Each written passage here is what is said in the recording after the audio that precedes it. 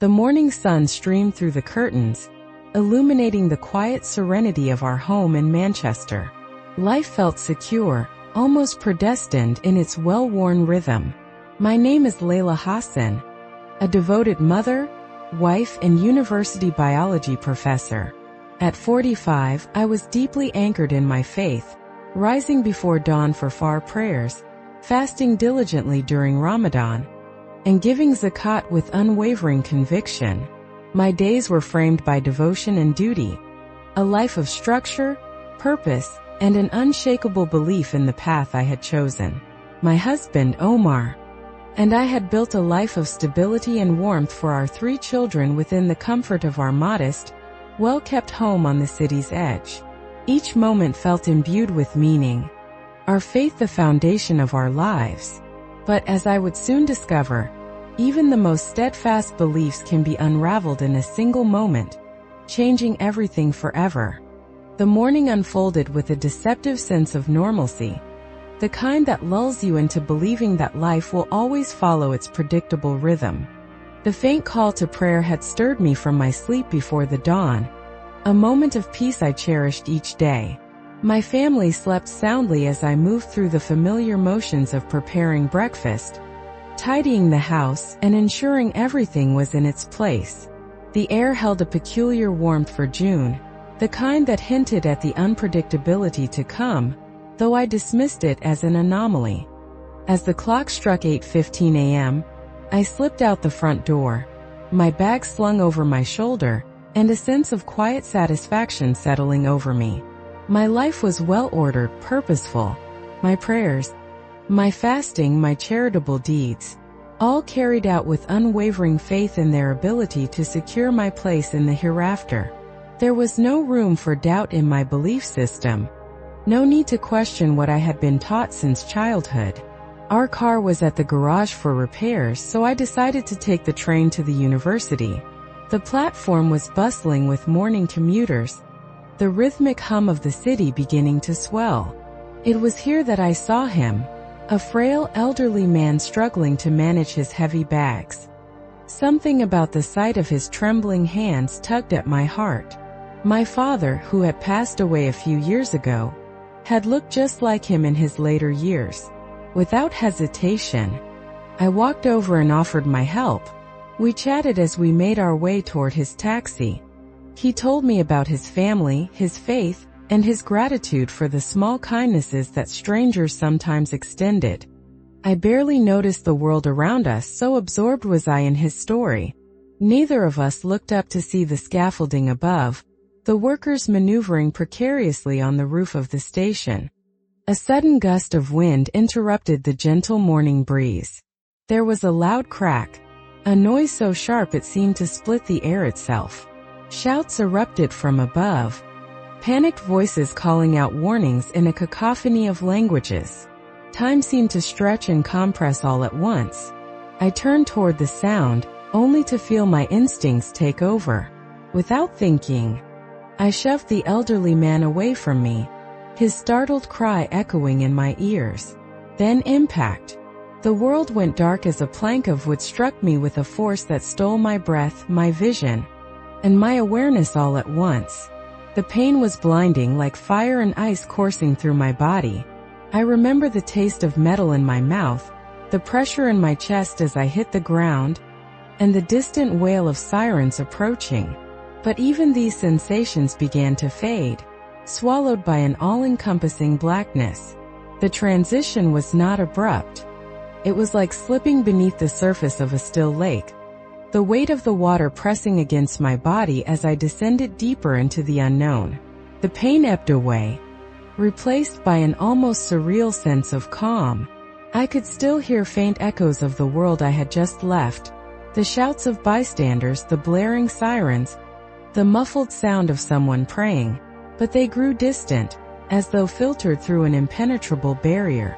Then came the light. It wasn't the harsh, glaring light I expected, but a soft, diffuse glow that seemed to emanate from all directions. It wasn't static either. It pulsed, alive and vibrant, drawing me toward it with an irresistible force. I felt weightless, Unmoored from the confines of my physical body, my awareness expanded in ways I could never have imagined, as if I were seeing with more than just my eyes, hearing with more than just my ears. As I moved toward the light, I became acutely aware of the presence of others, not people exactly, but beings of light, each radiating an energy that was both comforting and awe-inspiring. They didn't speak in words, yet their thoughts and emotions flowed into me like a stream, filling me with an understanding that transcended language. One being, brighter than the rest, seemed to take notice of me. Its presence was overwhelming, a combination of love and power so profound that I felt both exposed and embraced at the same time. "Layla," it said, though not with a voice. The communication was pure thought, pure essence. "Are you ready to see the truth?" The question reverberated through me, and I realized that everything I had believed about my faith, my life, and my purpose was about to be challenged. Before I could respond, I was swept into what I can only describe as a vast tapestry of knowledge. Images, sensations, and memories flooded my consciousness, each one illuminating a truth I had either misunderstood or ignored. I saw myself lying on the station floor, paramedics working frantically to save me. Around them I could see faint, shimmering auras of light, each one unique in color and intensity. Arthur, the elderly man I had saved, stood nearby, his hands clasped in prayer. His aura was golden, pure and radiant, while mine, my own, was murky and clouded with streaks of darkness. I felt a pang of shame, though I didn't fully understand why. The light shifted, and I was drawn into what felt like a boundless library of understanding. I saw the history of humanity unfold before me, the true nature of God's relationship with His creation revealed in vivid detail. I saw prophets sent to guide humanity, their messages pure and untainted, until human hands distorted them for worldly gain. I saw how certain teachings had been twisted, how truths had been concealed, and how countless souls had been led astray by systems of belief that promised salvation but delivered only confusion. Then came the most devastating revelation. I was shown the figure of Adam, not as I had known him, but as he truly was, a being entrusted with divine truth, yet flawed and fallible like the rest of us. I saw how his actions, though well-intentioned, had set in motion a chain of misunderstandings that echoed through generations. I saw how these distortions had given rise to doctrines and practices that obscured the true nature of God. The presence beside me spoke again, its tone gentle but firm. "Free will," it said. "Humanity has always been free to choose its path, even when that path leads away from truth. The test lies in seeking the genuine, not settling for the comfortable." I was shown the figure of Jesus, not as the prophet I had been taught to revere, but as God incarnate. I saw his life, his ministry, his crucifixion, and his resurrection, not as abstract events, but as a living reality. I understood in that moment why his sacrifice was necessary. It wasn't about punishment or appeasement. It was about love, a love so vast and incomprehensible that it bridged the gap between God and humanity. Tears streamed down my face as I realized the depth of my misunderstanding. I had spent my entire life striving to earn God's favor through rituals, rules, and good deeds, never realizing that His love had already been freely given.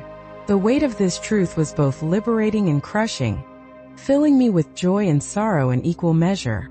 The light shifted again, and I found myself in what I can only describe as a courtroom of souls. I saw people standing before a presence so radiant, so holy, that even the smallest shadow of deceit was laid bare. Many of them were Muslims, confident in their faith, presenting their prayers, fasting, and charity as evidence of their devotion.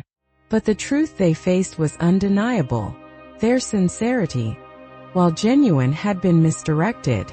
Among them I saw faces I recognized, students I had taught, friends I had prayed beside, even family members who had passed on. The sight of their anguish was unbearable, their realization of the truth coming too late. I wanted to reach out to them to comfort them, but I was powerless to intervene. The presence beside me turned my attention to a different scene, one of redemption and hope. I saw Muslims around the world encountering Jesus through dreams, visions, and the quiet witness of Christians who loved them unconditionally. I saw chains breaking, hearts softening, and lives transforming in ways that defied logic or explanation. "Layla," the presence said, "you have been shown this truth not for yourself alone, but to share it. The cost will be great, but the reward will be greater." The light began to fade, and I felt myself being pulled back into my body. The weight of gravity, the dull ache of pain, and the hum of machines greeted me as I opened my eyes. My hospital room was a blur of faces, my husband, my children, my sister, all of them staring at me with a mixture of relief and concern. I had returned to a world that felt both familiar and foreign, carrying a truth that would forever set me apart. The journey ahead would be fraught with loss, rejection, and heartbreak, but I knew I could not turn back. I had seen the light, the truth, and the love of a God who had called me by name. And that truth, no matter the cost, would guide me home.